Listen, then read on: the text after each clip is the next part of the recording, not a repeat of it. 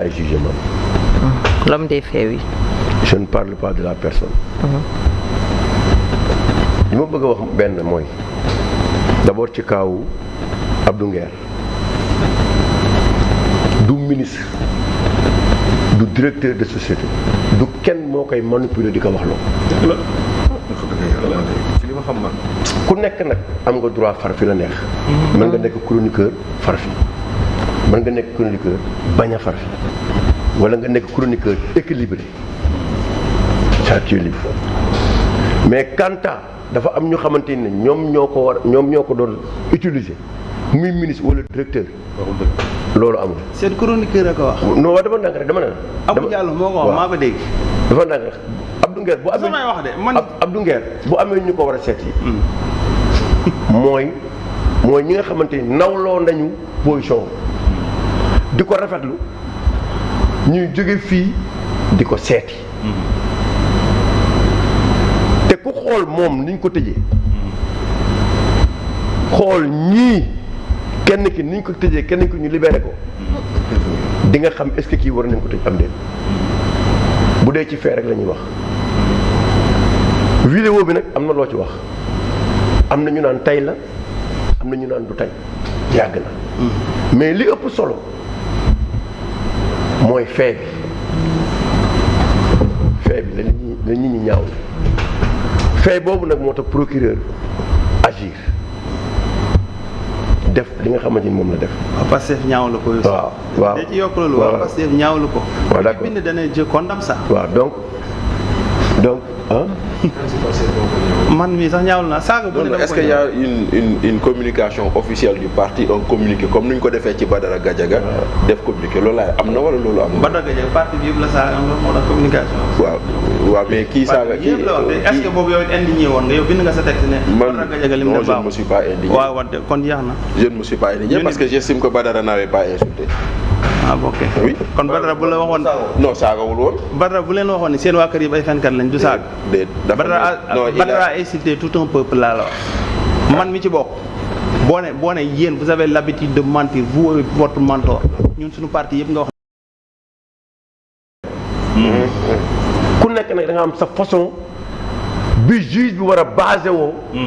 pour d'accordul du fa jóge. day tëdd bi juge bi décidé am nañu vivre cette même situation mais autrement le juge sur l'affaire de Samuel Sarr dafa def contre-expertise dàq li gars yi wax yëpp terewul mi ngi prison voilà. bii c'est sur le plan médical keneen ci contre-expertise ci rapport bi nga xamante ni ne moom la ñu def ñu jaarale ko ci Moustapha Ndiaye ba ñu tëj Samuel Sarr waaw bu juge bi demandé def contre-expertise bi contredire li nga xamante ni moom la Moustapha Ndiaye def kon tey Samuel fan la waroon ne la moo tax ñibbul këram. nga laaj ko juge bi c'est simple comme un bonjour laaj ko juge parce que newuñ ci kenn bay li jël. waaw non damay wax ay fee rek c'est-à-dire que xam nga fee xam nga àdduna waaw xam nga àdduna waaw àdduna ci ay fee la ñuy juger parce que droit lu mu nekk littérature bon sens c'est factuel et c'est du bon sens ci ay fee la am na ñeneen ñoo xamante ni ne taxaw nañ ne dañu feebar indi seen këyit juge bi gis ko mais doyu leen mu def contre-expertise dem uti beneen comme ni ko Adama def mu xool ba xam kii li muy wax am na wala amul. bien donc boo ko doyee nag bii bu ko xoolee gis nga doy na. ah c'est aussi vraiment d'apprécier. moom bu ko gisee déedéet attends moom bu ko gisee ne doy na ko. ah procureur ne moom interjeté wut appel. ah dañ koy libéré l'avocat a dit que le procureur était contre. ba mu génnee lors de l'interview il a dit que le procureur était contre la décision du juge. bien sûr te loolu te loolu la wax su ne si le procureur était contre du bouger foofu. Mbaba Cissé il a dit que le procureur était contre la décision du juge. C'est vrai. maintenant nee na il faut ñu nekk ci dëgg ci réew mi quoi nit ku ne nit mën na far mu doon un élément déterminant seen dispositif mais maintenant ça dépasse le cadre militantisme ci beneen cadre la c'est l'État qui agit ñun waxuñu kenn waxul premier ministre moo wax taxaw na ne man duma ànd ak kuy saaga te ku xool Pastef xam ne amul kuy saaga moom moo ko wax beneen bi waxewu ko fenn ci cadre institutionnel ci biir assemblée nationale la taxaw wax ne c'est fini tolérance zéro dootuma nangu kenn ci réew mi muy saaga benn élément ñëw saaga procureur autosaisir la. moo tax nag il faut faire très attention ci chronologie bi. waaw xaaral. yaa ngi dégg. waaw xaaral chronologie bi. saaga laa wax temps ba mu wax ak instant bi mu waxee lii nii. c'est juste que li est chef du gouvernement. waaw bon. lu léegi gis ne baaxul dañuy taxaw c'est juste ça mais doo leen def chronologie bi. waaw léegi gisuma dara. Fall bàyyi leen ñu yeggali si. waaw gisuma dara lu xamante ni ne peut-être noppi naa sax. dara. lu Abdou Nguer wax ñu jàpp ko ñun ci liñ ko jàppee mu am tuuti loo xamante ni ne day fragiliser l'institution wala day saaga benn kilifa.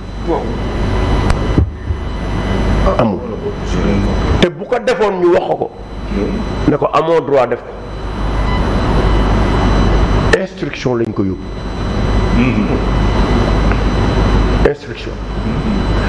te tey bu indi woon sax certificat médical ne dama feebar. du génn. nañu waxante li am quand le premier ministre s'est déplacé pour aller voir son insulteur celui qui a été considéré comme quelqu'un qui a insulté ñëw seeti ko waxtaan ak moom mais am na lu mu bëgg a prouver foofu nañu waxante dëgg nag sa waay yow tamit am na lu mu bëgg a wane foofu boo gisee kii bind ne une justice instrumentalisée ridiculisé. Non, le passage d'une justice instrumentalisée à une justice ridiculisée, moi, Sénégal yëpp en grande partie quand le premier ministre s'est déplacé dem foofu ñu bëri xamoon nañ ne waa ji day ñibbi. man de waxoon naa. amul ku waxul nañu waa ji day ñibbi. maintenant ni ñu toogee procureur opposé wul. juge bi joxe décision mu génn dem il y a une autre main derrière parce que lii mu demee nii ba ñoon ko convoqué moo gën amul sens de il y a un autre combat qui ne dit pas son nom booy sentir à l'intérieur. C'est quoi? Mais est-ce que réellement la ñu wax ci justice bi jëmale ko ci exécutif bi mais il y a une séparation et que ça existe oui ou non? Selon toi, ça n'existe pas. Ah, mais président de la République ou le premier ministre, il ne peut pas se déplacer, ni président de la République, dugg Assemblée nationale de ses propres grés, à quelle que soit sa force. ak doole bu mu mënti am mënul dugg foofu premier ministre doole bu mu mënti am dafa am fu muy yem ci biir assemblée bi. fa député yi nekk mënu fa accéder parce que c'est une institution. C'est un pouvoir, c'est le pouvoir parlementaire.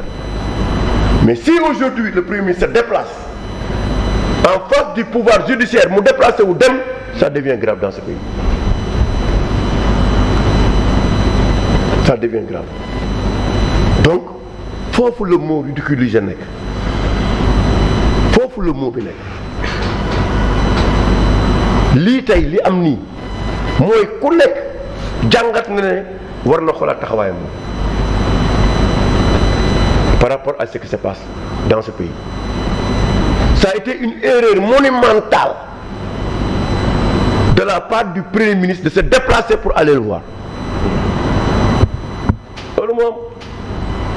Maintenant, même il fallait légitimer le certificat médical.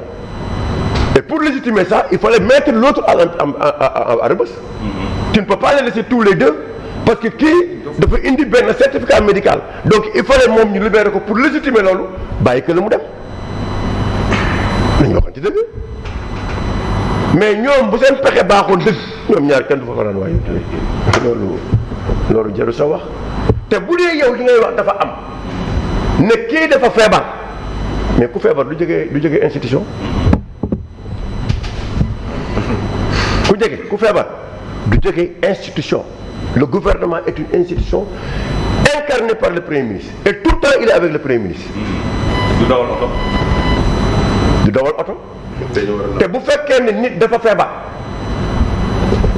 àndul ak xelam Ansoumana na ma dégg bu fekkee dañ ko génne fa mu ne mais fan la war a dem. fu ñu koy bañee. dalal xel. dalal je sais plus quoi.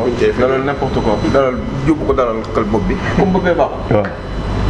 loolu la ñu war a def. fu mu mujjee. këram tranquille ouais. donc ci ay fee la ñuy jugé. très bien. Bachir kañ la ñuy dund ba justement que ñu mën a nekk wala perception boobu ñu am ci justice mu mën a dañ concrètement ñuy dund réellement la séparation des pouvoirs. Néné kañ lañ koy dund quand les hommes politiques feront ce qu'ils ont promis. Et jusque-là c'est pas le cas. Jusque-là c'est pas le cas. Quand les hommes politiques feront ce qu'ils ont promis yaakaar naa ni bu boobaa li ngay wax noonu nañ ko dund ndaxte justice de façon globale elle fonctionne de façon globale elle se déroule mais il y a des faits et des cas yoo xam ne à part desquels da ngay am une appréciation